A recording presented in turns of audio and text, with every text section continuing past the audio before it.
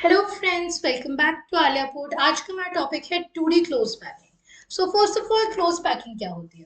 देखिए, जिन सॉलिड्स में नॉन डायरेक्शनल बॉन्डिंग होती है, नॉन डायरेक्शनल बॉन्डिंग का क्या मतलब है? सबसे पहले देखिए, कुछ सॉलिड्स ऐसे होते हैं जिनमें एक स्पेसिफिक डायरेक्शन में बॉन्ड स्ट्रेंथ ज्यादा होते हैं, एक स्पेसिफिक डायरेक्शन में बॉन्ड वीकन हो जाता है, और उन सॉलिड्स का स्ट्रक्चर भी उस अकॉर्डिंग बनता है, राइट? लेकिन कुछ सॉलिड्स होते हैं जिनमें bond strength is same in all directions. जो मेरी बॉन्डिंग है उसे हम कहते हैं तब कि नॉन डायरेक्शनल बॉन्ड रहेगी। तो ये जिन सॉलिड्स में नॉन डायरेक्शनल बॉन्ड्स होते हैं, वहां पे स्ट्रक्चर हम देखते हैं ज्योमेट्रिकली कौन सा स्टेबल है। अब हमने देखा है experimentally and for a number of reasons कि जिन स्ट्रक्चर्स में कोऑर्डिनेशन नंबर ज्यादा होता है वो ज्यादा स्टेबल होता है। कोऑर्डिनेशन नंबर क्या होता है? मान लो मेरे पास कुछ ए एटम है that is surrounded by 6 B atoms, right? Bonded नहीं कहा मैंने, आई सेड सराउंडेड, उतनों के कांटेक्ट में है। तो ए का कोऑर्डिनेशन नंबर क्या हुआ यहाँ पे?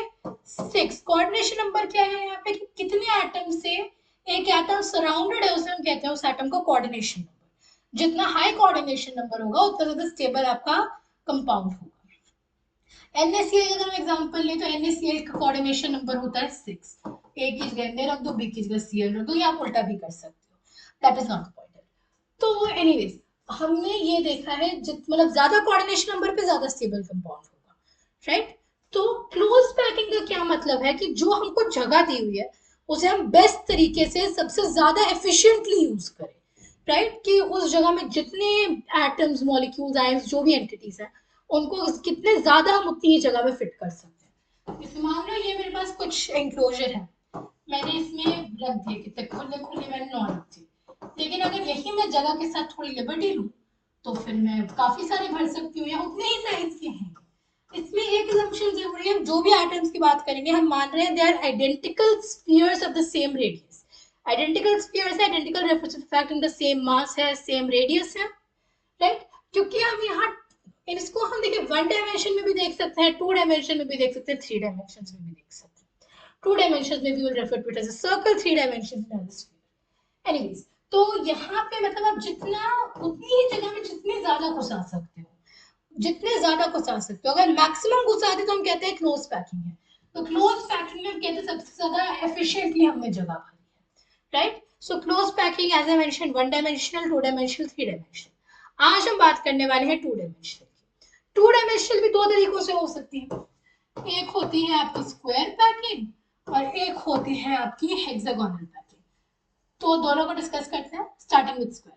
तो ये डायग्राम मैंने पहले का बनाया हुआ था ताकि बनाने में टाइम ना जाए। ये मेरे पास बना हुआ स्ट्रक्चर आप देख सकते हैं। ये ब्लू वाला कोई आइडेंटिकल एटम, कोई एटम इसमें कह रही हूँ ए। ये पूरा स्ट्रक्चर इन्हीं ए एटम्स का बना है। अब आप देखिए नीचे जा रहे हैं, ए ए ए ए, सेम चीज चल रही है नीचे जाते हुए। तो इससे हम कहते हैं ए टाइप ऑफ स्ट्रक्चर, राइट? अच्छा, इसमें आप देखो ये एक मैंने एटम लिया, मान लो ये कितने एटम से कनेक्टेड है? 1 2 3 4। एक एटम 4 एटम से जुड़ा हुआ है। तो हम कहेंगे कि यहाँ पे जो कोऑर्डिनेशन नंबर है दैट इज इक्वल टू 4। अच्छा, यहाँ पे अगर हमें अब देखनी है पैकिंग एफिशिएंसी कितनी है, देखिए ये हमने लिया है स्ट्रक्चर। इसमें यहाँ पे ये देखिए, ये मेरे सेंटर्स है स्फीयर के। अगर इन्हें ज्वाइन कर दूं, ये जो है इससे हम कहते हैं एक स्क्वायर सेल। क्योंकि ये स्क्वायर सेल बन रहा है इसीलिए हम इसे स्क्वायर पैकिंग भी कहते हैं। अगर हमें एफिशिएंसी देखते हैं उस पैकिंग में कि एक्चुअली ये कितनी एफिशिएंट है या जगह कितनी इफेक्टिवली यूटिलाइज हो रही है आखिरी से, तो इसी डायग्राम को हम इसी स्क्वायर सेल को थोड़ा सा बड़ा करके देख लेते हैं। देखिए स्क्वायर सेल सेंटर ज्वाइन करके बन रहा है, राइट? सेंटर टू सेंटर है, मतलब जहां इसकी बाउंड्री खत्म होगी वहीं इसकी बाउंड्री शुरू होगी। जहां इसकी जहां इसकी बाउंड्री खत्म होगी वहां इसकी शुरू होगी, जहां इसकी खत्म होगी वहां इसकी शुरू, राइट? सो ऐसा बन गया मेरे पास। अब क्योंकि ये सेंटर टू कॉर्नर जा रही है, कितना डिस्टेंस है? आर। ये कितना होगा? आर। ये भी आर होगा, ये भी आर होगा, ये भी आर होगा। This is also r, this is also r and this is also r, right? मतलब ये एक पूरा स्क्वायर बन रहा है 90 डिग्री एंगल से। ये एक पूरा स्क्वायर बन रहा है of side 2r, a is equal to 2r। अच्छा, अब आप देखिए ये जो एक है मेरे पास, this is a quadrant of a circle, right? Total 360 degree angle होता है, ये 90 डिग्री एंगल है। तो ये एक क्वाड्रेंट है, 1/4 ऑफ अ सर्कल, चार है, चार quadrants will make one whole circle. तो मतलब एक्चुअली यहाँ पूरा एक एटम मान लीजिए, एक पूरा एटम आ रहा है, वो कितनी जगह लेगा, उसका एरिया होगा पाई r square.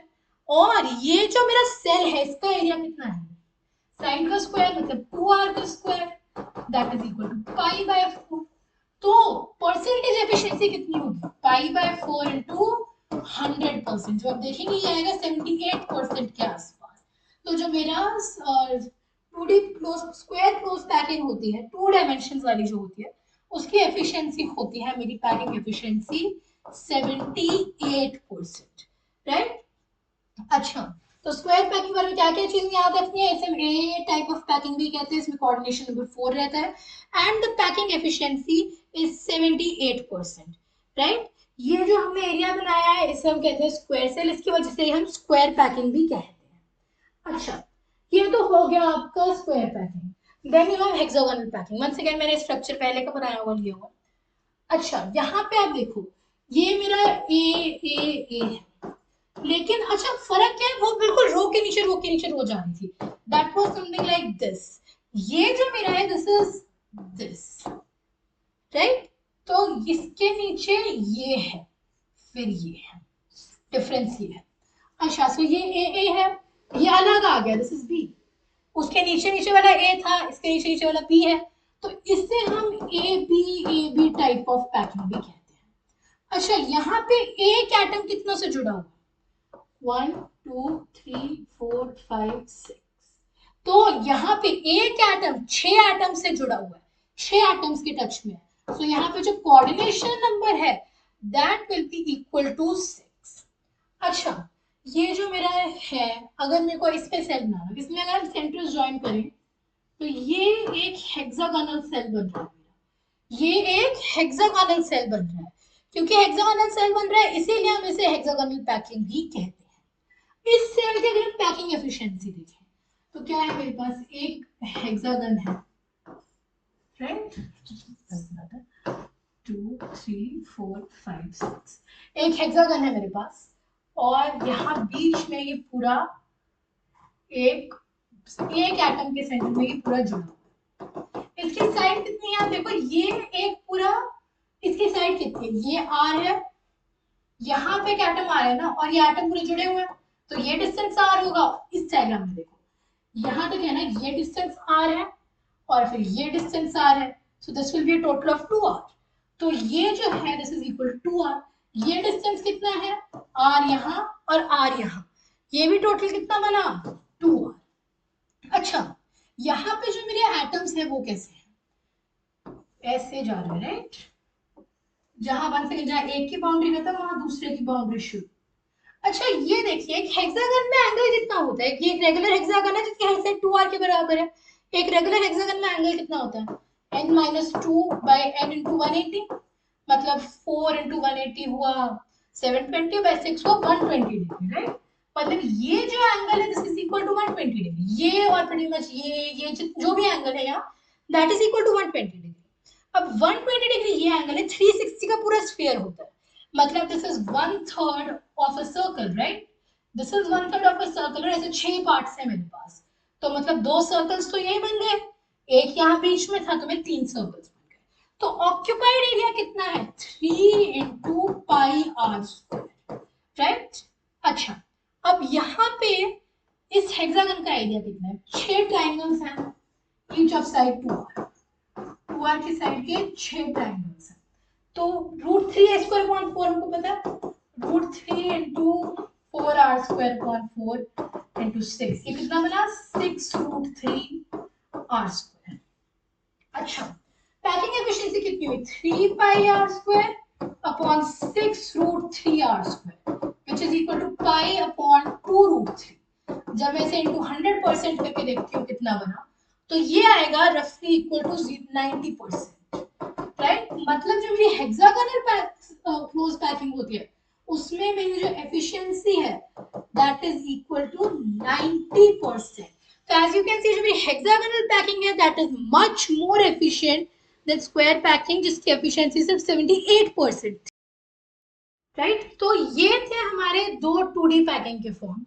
2D close packing के। इसमें पहला होता है स्क्वायर पैकिंग, जिसे हम ए टाइप भी कहते हैं, coordination number 4 and efficiency 78%। Proof ये। Second thing is hexagonal close packing, जिसमें एबीएबी स्ट्रक्चर कहते हैं, coordination number is equal to 6 and efficiency is 90%। This is the most efficient way of utilising space in 2D close packing. इसकी efficiency 90% है और square packing की सिर्फ 78% थी। once again proof of packing efficiency ये रहा आपके सामने। So I hope your concept clear है. That was all for today's video. Goodbye. Thanks for watching.